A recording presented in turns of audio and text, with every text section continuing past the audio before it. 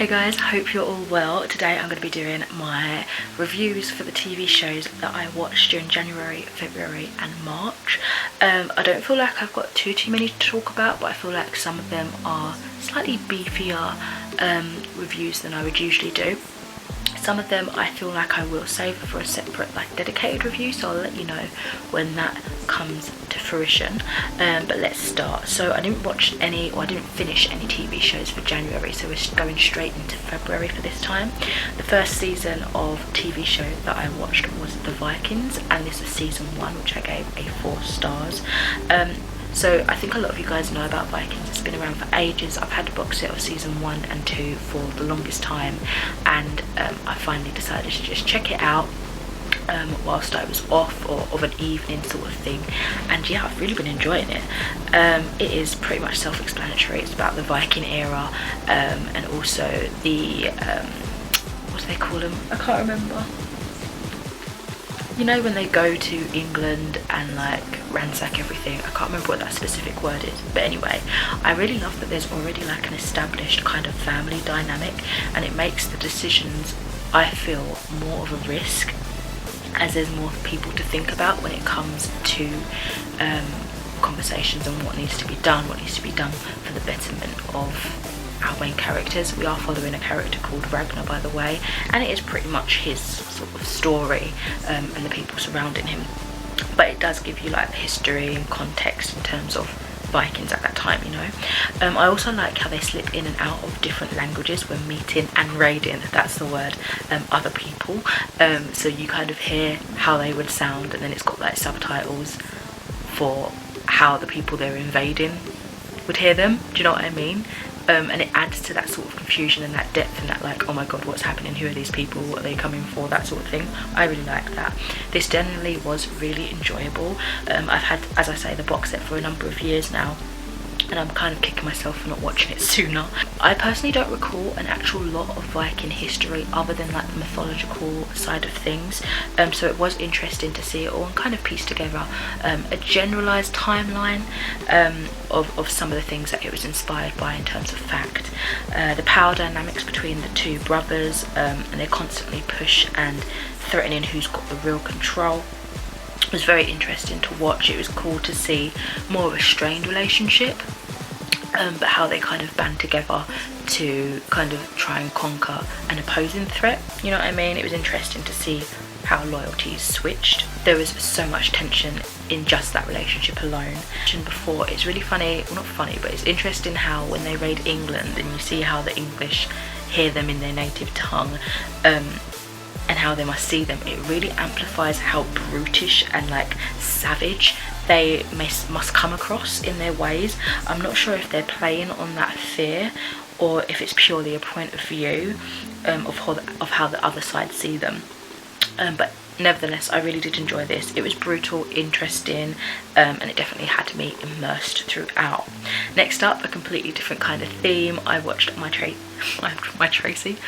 Mum Tracy Beaker, which I gave a 5 stars. So this was a 3-part mini-series, and it was about Tracy Beaker, who is now a mum. It was amazing. I was watching it at the time that I took part in a readathon, which is the Wilsonathon, which I'll link the vlog that I did for it up in the cards if you're interested. This was just so feel good. It came at the perfect time too, because I was taking part in the Jacqueline Wilson readathon, and I loved the cameo of her books in the show. I just thought I just liked a bit of full breaking, you know. The relationship between Tracy and her daughter was amazing. I loved how protective and concerned Jess, who's the daughter, is over her mum's love life, and is the first to stand up for her.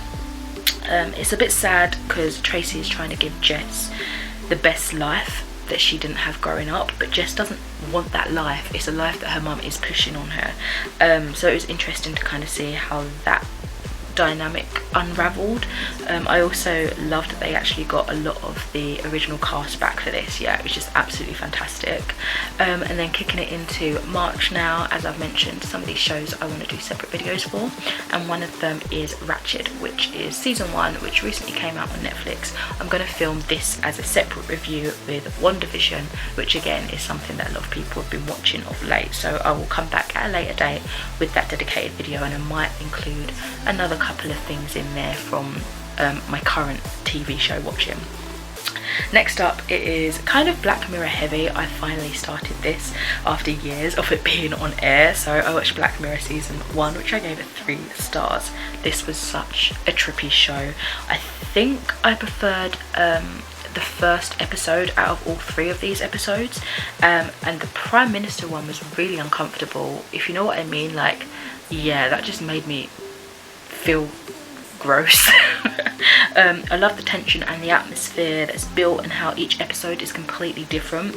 It does leave me feeling in a weird kind of mood afterwards though, because it does feel kind of like close but distant to what could happen in some of the themes that it presents. This season was a 3 episode length season. Each were about an hour time, but as I've watched other seasons since this one, I can see that it varies with how long a season is and how long an episode is and stuff like that. So going on to the next season, season 2, I gave this one a 4 stars. In this one there were 4 episodes in the series, again ranging about an hour length in each episode. For this one, I'm just going to say White Bear was a really disturbing episode. Be Right Back was quite strange, but also sad.